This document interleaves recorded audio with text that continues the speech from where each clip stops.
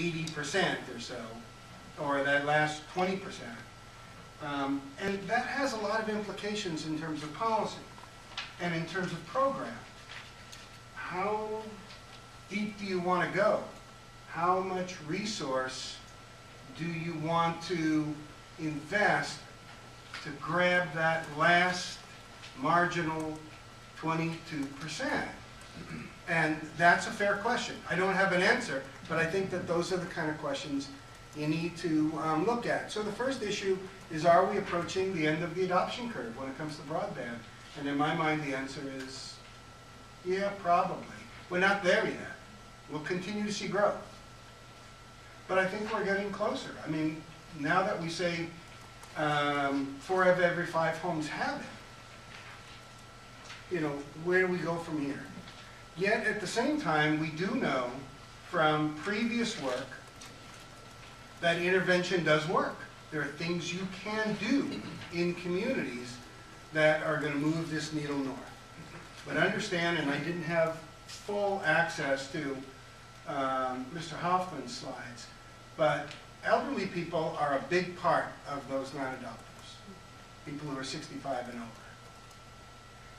And understand that even amongst that group that have the lowest adoption rate, we're continuing to see growth in adoption, even within that group, for a variety of reasons. But one of the biggest ones is what I call organic growth.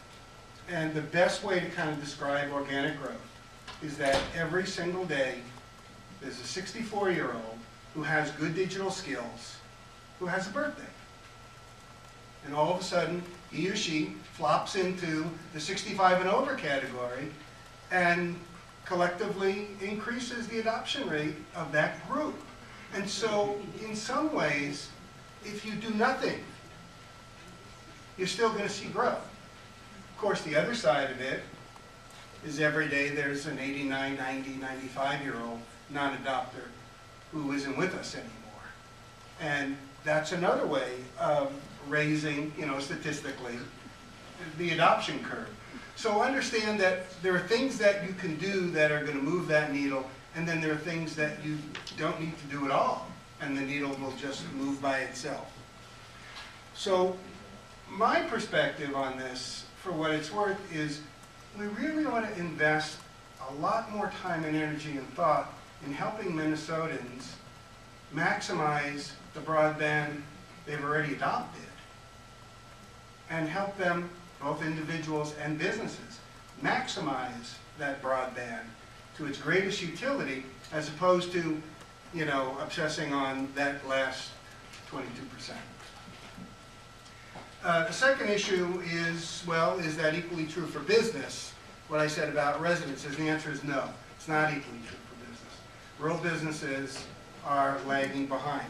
But it's important to understand they're not lagging behind in adoption. Mr. Hoffman's data shows that the adoption rate of rural businesses and non-rural businesses are not very different.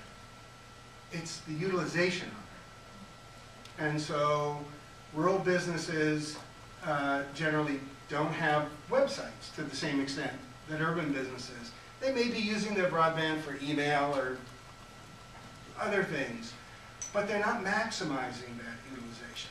And I think the other thing is, when we talk about utilization amongst businesses, it's really important to understand we generally drift towards people can sell more, they can advertise more with broadband, they can increase their sales. It's all true. But ask businesses the real advantage of broadband, and they will tell you it has little to do with that. It has everything to do with increasing the productivity. Things that used to take 20 and 25 minutes now with a broadband connection to get that information and move on take 5 minutes. Multiply that transaction hundreds of times every week, and you have greatly increased the productivity of the businesses. And in a world where time is money, there's great advantage to broadband.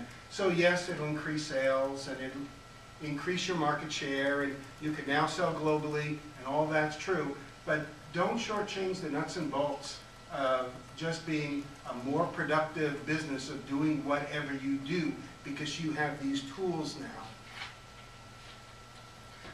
And here's just some things that I kind of threw in there, just trying to explain that rural businesses really are lagging behind, and I'm not sure if we can get them caught up without some kind of meaningful intervention. What was really interesting is while about 72% of all businesses have a website and 58% of all rural businesses have a website, if you look at just those communities that are declining in rural Minnesota demographically and economically, in those communities, only 30% of the businesses have a website. So there's kind of an interesting connection there. The third issue that has been talked about quite a bit is about mobile internet. And I think that I'd say I have a little bit different take than the previous presenters. I'm more positive about it, especially as it relates to rural areas. But I don't think, and for many years, we've kind of ignored this. Even though every day we're getting emails, you know, that says, sent from my iPad, from my iPhone. You have all the evidence that all this stuff is going on right in front of you, and yet in many ways when we measure things, we don't measure mobile. I don't think we can afford to ignore this part of the internet landscape anymore, and I do believe that, in all fairness, both the task force and Connect Minnesota have been paying an enormous amount of attention now to this particular piece of you know, technology, because I think we all understand that we can't ignore it anymore.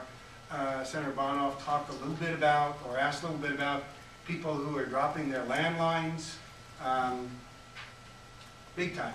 Matter of fact, the Center for Health Statistics just reported that 35.8% of all American households are completely wireless now. More than a third. It was 20% in 2008. Now it's more than a third. And the needle is continuing to move in that fashion.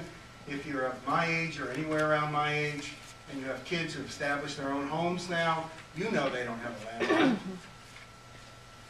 And as legislators, you come to the Capitol and establish a residence. You have a landline here in St. Paul? No. You don't. So we know where that's going. And I have all the confidence in our telephone providers to move their business models, you know, appropriately to adjust to it, because they knew it before any of the rest of us knew it. So this is where adoption is on mobile internet, and this is really important. Generally, when we think about internet, we think about home broad-based internet and then mobile internet. But truth, we may not be able to think about it much that way anymore. For example, Verizon now has a product that's out there that they're selling throughout Minnesota and throughout the country called Home Fusion. It's a 4G LTE network. You have an antenna on your home and you hook it up to your home computer. Instead of having cable, instead of having DSL, you have a 4G network coming into your home. Why not? We don't really care about the technology. You know, we're technology neutral. We're just interested in the speed and the ability. But there are some other unique things about mobile broadband that you need to pay attention to. And that is this. Currently, if you look at across the nation, and this is data from the Pew Center, looking at those who adopt broadband at home, terrestrial based. Clearly, people of color appear to be on the wrong side of the digital divide. Okay? And they're adopting at a considerably lower rate than the rest of us.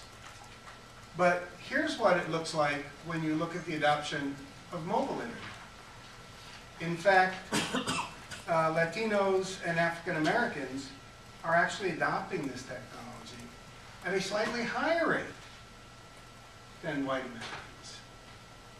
And so, are they really on the wrong side of the digital divide or not? I guess depends upon how you set your definitions for what exactly is broadband. I think also when you think about young people or people who are economically challenged, they may have some choices to make economically in their life. You know, if you're like me, you're over-connected already. You have a home broadband network, you have cellular, you probably have an iPad that has a 4G network to it. You know, you're way too connected already. But if you only had one, if you economically, like maybe your kids, they're starting out their careers, they can only really have one connection. Which one are you going to pick? Chances are it's this one. And so I think that we have to understand that it's very important, and while I completely agree with Task Force Chairwoman Kelleher about I would never want to fill out an employment application on a 3.5 screen, or maybe not even on a tablet. But like I said, the technology is there, it's being sold to bring an LTE platform, you know, wireless connection into your home computer. If in fact you don't really, if you happen to live in an area where you don't have access to DSL cable or fiber or some other terrestrial base. So if for no other reason, when we think about filling in those holes right now in parts of rural Minnesota, this is important. This is true for Minnesota as well. This is Connect Minnesota's data in terms of broadband, in terms of statewide rates, rates on African Americans, rates for Latinos, and here's what it looks like for mobile. It's really, in some ways, a great equalizer, if you want to think of it that way. So the big question that people have asked is it fast enough? Can we actually deal with 10-5, 10 down, 5 up? Does it meet our standards? The answer is yes and no. From a technology standpoint, the answer is yes. Absolutely yes. I can tell you, I have a 4G enabled phone here, and I go all over rural Minnesota, and I'm constantly doing speed tests. And the answer is, there are times when I hit speeds that blow terrestrial base out of the water. I've gotten, you know, 20 and 10, 20 down, 10 up on a 4G network, okay? But not everywhere. It's spotty. And so, yes in those places where the answer is yes, but no in those places where the answer is no. But it's going to diffuse out. And I think we all know that over time, the answer will be a more consistent yes. But for me, the answer is yes, just not consistently. In the labs, in metro areas, the data is clearly showing that 10 down, 5 up is easy to hit on an LTE network, but not everywhere. And so, again, rural places are disadvantaged. And this is the real point that I want to make. And I think it's important to recognize, and everybody, and you know, the chairwoman said it so nicely. You know, we put in statute these goals, and we put these goals in 3 years ago, in 2010. You put them in. Legislators wrote it into statute. You want to be one of the top 5 states in penetration and speed. And I can tell you, the moment you put it in, we started falling behind. And as a state, our ranking has been going down and down and down. The Broadband Task Force recognized that in its recent report in December 11. Chairwoman wrote a very kind letter as an introduction maybe too kind. You know, I think we really need to do stuff.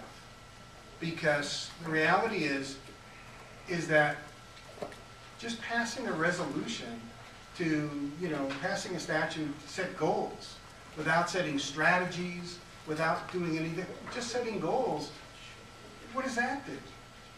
You know, I mean, it's kind of a proclamation, which is good. It sets a goal, it gives us a vision, but if it isn't backed up with programs and implementing activities to reach it, I'm not sure what one expected just by setting a goal. I do not have, and I'll be clear, any recommendations as to what they, you know, what the legislature should do. I don't really think of it as my role to say, here's what the legislature should do. But I do think that the task force laid out a fairly clear set of recommendations. I think they're focused on building public and private partnerships between the state of Minnesota and our providers is a very smart way to go. And I think if there's just a message, it's a simple one. It's time to act. You know, if we really want to be in this top 5 states, if we really want to, you know, aspire to be that state that we appear to aspire to be in statute, then we need to do something. And I think the governor, as you said, Mr. Chairman, you know, laying out the development and establishment of a broadband development office is a great first step. I don't know what that broadband development office will do or be tasked with, but I think there's an opportunity here to do something really great. And so I guess that's my message more than anything else. It's just time to act. And